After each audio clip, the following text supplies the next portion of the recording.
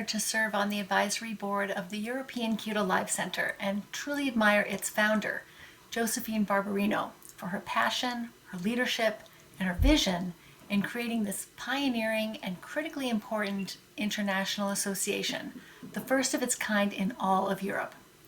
I'm Dr. Georgia Eade, a Harvard-trained, board-certified psychiatrist specializing in nutrition science, brain metabolism, and mental health. I have 2 decades of clinical experience, including 13 years as a college psychiatrist and nutrition consultant at Smith College and at Harvard University, where I was the first psychiatrist to offer nutrition-based approaches as an alternative to medications in the care of students, faculty, and staff. My pre-medical experience includes 7 years as a research assistant at the Joslin Diabetes Center in Boston, the Institut für Diabetesforschung in Munich, and other academic laboratories in the fields of biochemistry, immunology, and metabolism. I now dedicate 100% of my time and energy to nutritional and metabolic psychiatry. I speak internationally on ketogenic and other dietary approaches to psychiatric disorders, the nutritional differences between plant and animal foods, Alzheimer's prevention and management, nutrition science, and public nutrition policy reform. I write about nutrition and mental health for Psychology Today and for Diet Doctor, the largest low-carbohydrate information site in the world. 2 years ago, I established a virtual clinical practice in which I help people reduce or eliminate the need for psychiatric medications using personalized dietary strategies. This year, in response to growing demand for access to nutritional psychiatry services, I developed a new live online training course for clinicians to teach them how to incorporate the principles of metabolic psychiatry into their care of people with mental health conditions.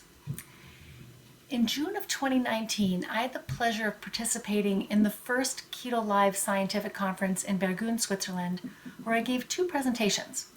One about the role of insulin resistance in general psychiatric conditions, and one about the role of insulin resistance in neurodegenerative diseases such as Alzheimer's and Parkinson's.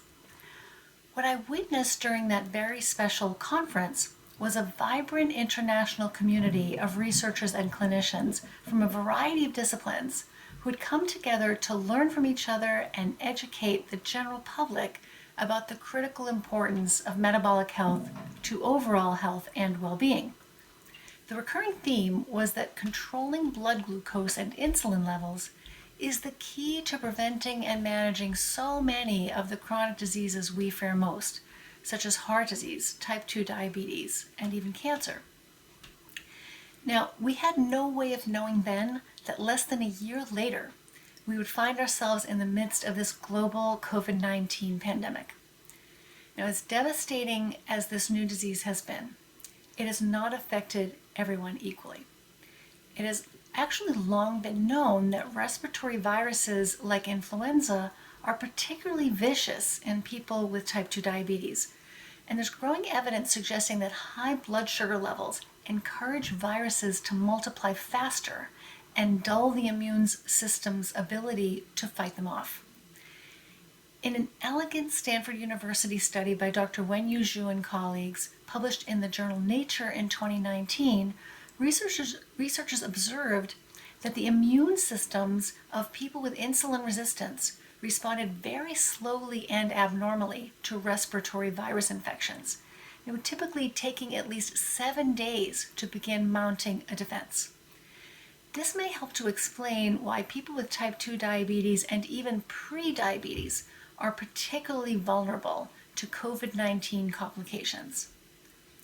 It is time for clinicians, researchers, public health officials, government agencies, corporations, and the general public to change the way we all think about health.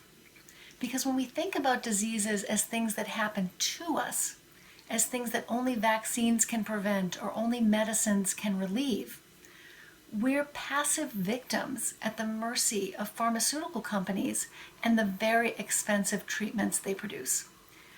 When we think about diseases as things we can prevent and or treat by applying the truth about food, exercise, and metabolism to our lives, we empower ourselves to become healthier, more resilient, and less dependent on an overburdened healthcare system that is being stretched to its breaking point.